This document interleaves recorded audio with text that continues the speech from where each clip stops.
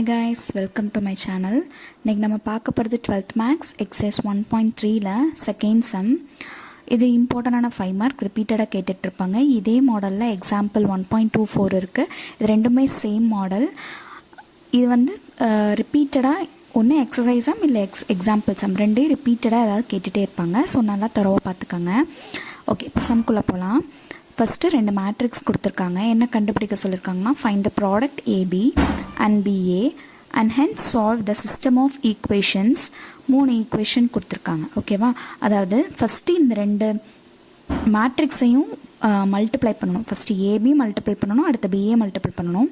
அதுக்கப்புறமா கொடுத்துருக்கிற ஈக்குவேஷன்ஸை வச்சு நம்ம சிஸ்டம் ஆஃப் நம்ம எப்பயும் போல் இன்வர்ஸ் ஃபைண்ட் அவுட் பண்ணுவோம்ல, அந்த மாதிரி ஃபைண்ட் அவுட் பண்ண சொல்லியிருக்காங்க.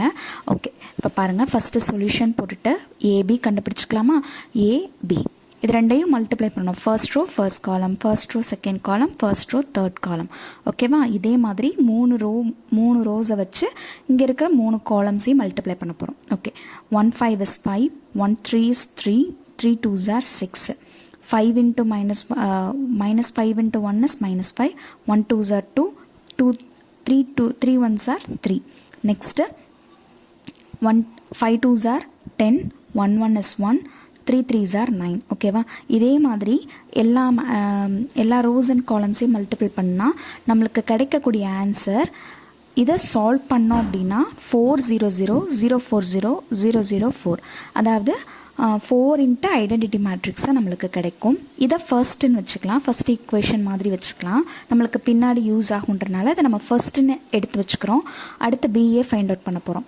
First B matrix, next A matrix ரெண்டையும் அதே மாதிரி மல்டிபிள் பண்ணோன்னாலும் இதுக்கு கிடைக்கக்கூடிய ஆன்சரும் 4 இன்ட்டு ஐடென்டிட்டி மேட்ரிக்ஸ் தான் கிடைக்கும். 4 0 0 0 4 0 0 0 4ன்னு கிடைக்கும்.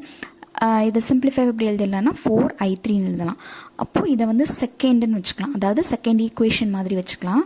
ஃபஸ்ட்டு வந்து ஏபியை ஃபர்ஸ்ட் ஈக்குவேஷனாகவும் பிஏவை செகண்ட் ஈக்குவேஷனாகவும் நம்ம வச்சுக்கிட்டோம்.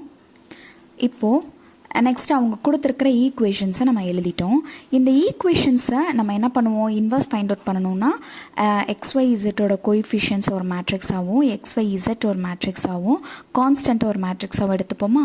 அதே மாதிரி இங்கே எடுத்துட்டோம். இப்போ இந்த மேட்ரிக்ஸ் பாருங்களேன் எப்படி இருக்குன்னா, பியோட ஆன்சர் என்னவோ நம்மளுக்கு கொஷினில் பி கொடுத்துருந்தாங்கல்ல, அதே தான் இங்கேயும் நம்மளுக்கு கிடச்சிருக்கும். அப்போ இது எப்படி என்னென்னு எடுத்துக்கலாம்? பி மேட்ரிக்ஸ்னு எடுத்துக்கலாமா?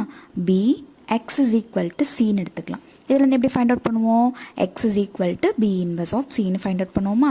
சரி, இப்போது இங்கே b இன்வர்ஸ்னு இருக்கு. இந்த b இன்வர்ஸ்க்கு பதிலாக b இன்வர்ஸில் நம்ம டேரெக்டாக என்ன பண்ணுவோம்னா ஃபார்முலா அப்ளை பண்ணி போடுவோமா?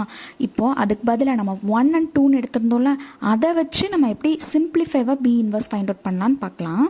இப்போ ஃபர்ஸ்ட் அண்ட் செகண்ட் என்னது? ab is equal to ba equal to 4i3 இல்லையா? சரி, இப்போது இதில் ரெண்டில் ஏதாவது ஒன்று எடுத்துக்கலாம். நம்ம ஏபியை எடுத்துக்கிட்டோம். AB is equal to 4i3. அதாவது ஏதாவது 2 மேட்ரிக்ஸை நம்ம மல்டிப்ளை பண்ணும்போது ஒரு ஐடென்டிட்டி மேட்ரிக்ஸ் கிடச்சிருக்கு அப்படின்னா அப்போது ஏவோட இன்வர்ஸ் வந்து பியாக இருக்கும், இல்லை பியோட இன்வர்ஸ் வந்து ஏவாக இருக்கும். ஓகேவா? இது ரெண்டுக்கும் அதுக்குரிய ஆப்போசிட் தான் நம்மளுக்கு இன்வர்ஸாக கிடைக்கும். அப்போ என்ன பண்ணிடலாம்னா, முன்னாடி ஒரு 4 இருக்கிறத ஈக்குவல்ட்டுக்கு இந்த சைட் கொண்டு வந்துடலாம். ஸோ மல்டிப்ளிகேஷனில் இருக்கிறது இந்த சைட் வரும்போது டிவிஷனாக மாறிடும். ஓகேவா? அப்போ 1/4 ஏ இன்ட்டு பி. எதுக்கு நான் பியை தனியாக எடுத்துகிட்டு ஏ கூட சேர்த்து எழுதியிருக்கேன் அப்படின்னா, நம்ம மேலே வந்து பி இன்வர்ஸ் தான் நம்ம ஃபைண்ட் அவுட் பண்ணணும் இல்லையா?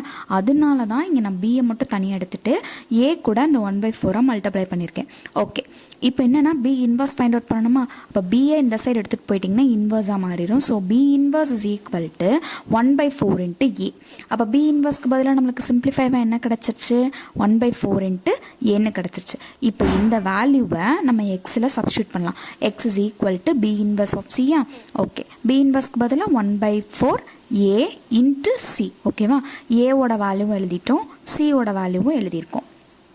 இப்போ மல்டிப்ளை பண்ணிடலாமா? ஃபர்ஸ்ட் ரோ ஃபர்ஸ்ட் காலம் ஒரு காலம் தான் இருக்குது. So first row first column, second row first column, third row first column. இது எல்லாத்தையும் மல்டிப்ளை பண்ணோன்னா நம்மளுக்கு -5 7 -5 + 7 + 6ன்னு வரும். நெக்ஸ்ட் இதை செகண்ட் ரோ மல்டிபிள் பண்ணோன்னா +7 + 7 -10ன்னு வரும். தேர்ட் ரோவை மல்டிப்ளை பண்ணோன்னா 1 - 7 + 2ன்னு கிடைக்கும். ஓகேவா? இப்போ இதை ஃபுல்லாக சால்வ் பண்ணோன்னா நம்மளுக்கு 8 4 -4ன்னு கிடைக்கும். இது எல்லாமே மல்டிபிள் ஆஃப் 4s தான். அப்போ 4 வச்சு எல்லாத்தையும் டிவைட் பண்ணிடலாமா? டிவைட் பண்ணோம் அப்படின்னா 2 1 -1ன்னு கிடைக்கும். ஸோ இதுதான் நம்மளுக்கு கிடைச்சிருக்கக்கூடிய x, y and z values. Okay, thanks for வாட்சிங்.